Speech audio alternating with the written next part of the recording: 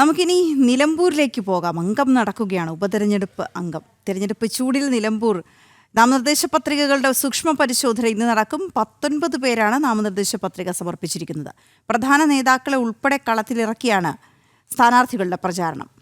ശിവദാസ് കന്മനം ചേരുന്നുണ്ട് വിവരങ്ങളുമായി. ശിവദാസ്, കഴിഞ്ഞ ദിവസം BJP നേതാക്കൾ തന്നെ വ്യക്തമാക്കിയിരുന്നത് പോലെ ഇത് BJPയും ഇന്ത്യ മുന്നണിയും തമ്മിലുള്ള മത്സരമാണ് എന്ന തരത്തിലൊക്കെ. ഏതായാലും മത്സരം കടുത്തതാണ്, ചൂടേറിയതാണ്.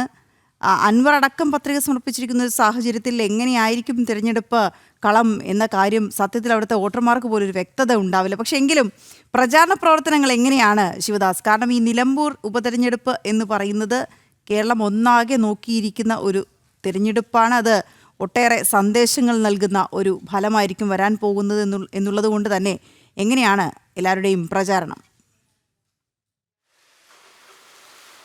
വീണ, നിലമ്പൂരിൽ ഇപ്പോൾ പ്രചാരണ പ്രവർത്തനങ്ങൾ ഊർജിതമായി തന്നെ നടക്കുകയാണ്. നാമനിർദ്ദേശ പത്രിക സമർപ്പിക്കേണ്ട അവസാന തീയതി ഇന്നലെയായിരുന്നു. 19 നാമനിർദ്ദേശ പത്രികകളാണ് ആകെ ലഭിച്ചിട്ടുള്ളത്. ഇന്ന് സൂക്ഷ്മ പരിശോധന നടക്കും. ഈ ജൂൺ 5-നാണ് നാമനിർദ്ദേശ പത്രിക പിൻവലിക്കാനുള്ള അവസാന സമയം. എന്തായാലും കടുത്ത ഒരു പോരാട്ടത്തിലേക്ക് തന്നെയാണ് നിലമ്പൂർ നിയമസഭാ മണ്ഡലം കടക്കുന്നത്. കാരണം പ്രധാന സ്ഥാനാർത്ഥികളെല്ലാം തന്നെ നാമനിർദ്ദേശ പത്രിക നൽകിയിട്ടുണ്ട്.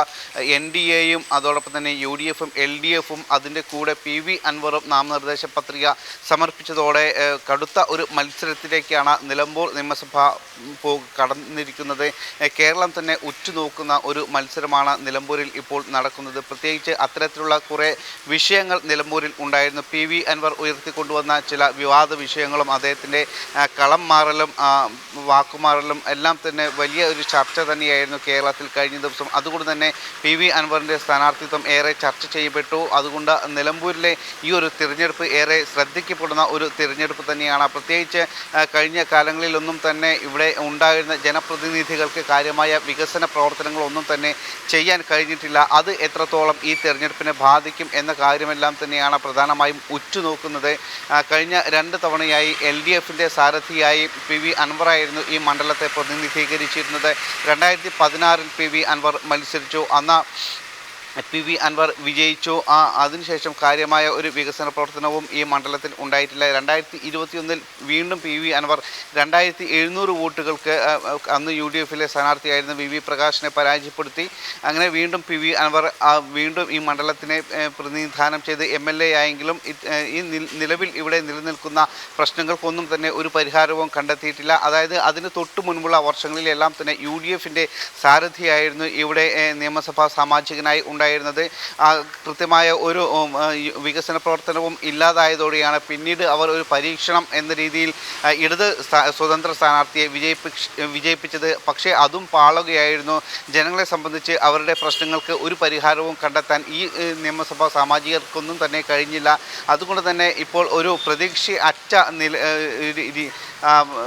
ചിന്തയിലാണ് നിലമ്പൂരിലെ ജനങ്ങൾ ഉള്ളത്. അതുകൊണ്ട് തന്നെ ഈ തിരഞ്ഞെടുപ്പ് വളരെ നിർണായകം തന്നെയാണ്. കാരണം LDFിനെയും UDFിനെയും വിജയിപ്പിച്ചത് കൊണ്ട് പ്രത്യേകിച്ച് കാര്യമൊന്നുമില്ല എന്ന് ജനങ്ങൾക്ക് ബോധ്യപ്പെട്ട ഒരു കാര്യം കൂടിയാണ്. പ്രത്യേകിച്ച് നമുക്കറിയാം, നിലമ്പൂർ നിയമസഭാ മണ്ഡലം എന്ന് പറയുന്നത് കൂടുതൽ മലയോര ജനത തിങ്ങിപ്പാർക്കുന്ന ഒരു മേഖലയാണ്. സാധാരണക്കാരായ നിരവധി ആളുകളാണ് ഈ മേഖലയിലെല്ലാം തന്നെ താമസിക്കുന്നത്. കൃഷി ഉപജീവന മാർഗമായി സ്വീകരിച്ച് ജീവിക്കുന്ന ആളുകളാണ്. അതോടൊപ്പം തന്നെ ഈ വനപ്രദേശത്തോട് കൂടി ചേർന്ന് കിടക്കുന്ന നിരവധി ആളുകൾ ഉണ്ട്. വനവാസികൾ കൂടുതലായുള്ള ഒരു മേഖല കൂടിയാണ്. വന്യജീവി ശല്യം അതിരൂക്ഷമായ ഒരു മേഖല കൂടിയാണ്. ഈ എല്ലാ സമയത്തും മിക്ക സമയങ്ങളിലും ഇത്തരത്തിൽ കാട്ടാനയുടെ ശല്യം കൂടുതൽ ജനവാസ മേഖലയിലേക്ക് ഇറങ്ങുന്ന ഒരു സാഹചര്യം നിലനിൽക്കുന്നുണ്ട്. അത് തുടർച്ചയായി ഉണ്ടായിക്കൊണ്ടിരിക്കുന്ന നിരവധി ആളുകളുടെ ജീവൻ ആ രീതിയിൽ നഷ്ടപ്പെട്ടിട്ടുണ്ട്. കടുവയുടെ ശല്യവും പുലി മറ്റ് വന്യജീവ മൃഗങ്ങളുടെ എല്ലാം തന്നെ ശല്യം രൂക്ഷമായ ഒരു മേഖലയാണ്. ഇക്കാലം അത്രയും അവർ ഇതുമായി ബന്ധപ്പെട്ട് നിരവധി പരാതികളും നിവേദനങ്ങളും എല്ലാം തന്നെ ബന്ധപ്പെട്ട ആളുകൾക്ക് എല്ലാം തന്നെ നൽകിയെങ്കിലും ഇതുവരെ അതിനൊന്നും തന്നെ പരിഹാരം ഉണ്ടായിട്ടില്ല. അതിലുള്ള വലിയൊരു രോഷം ജനങ്ങൾക്കുണ്ട്. അതെല്ലാം തന്നെ ഈ തെരഞ്ഞെടുപ്പിൽ പ്രതിഫലിക്കും. അതുകൊണ്ട് തന്നെ വീറുറ്റ ഒരു പോരാട്ടം തന്നെയാണ് നടക്കുന്നത്. NDAയുടെ സ്ഥാനാർത്ഥിയായി അഡ്വക്കേറ്റ് മോഹൻ ജോർജാണ് മത്സരിക്കുന്നത്. മലയോര മേഖലയിൽ ജീവിക്കുന്ന പ്രവർത്തിക്കുന്ന ഒരു വ്യക്തി കൂടിയാണ്.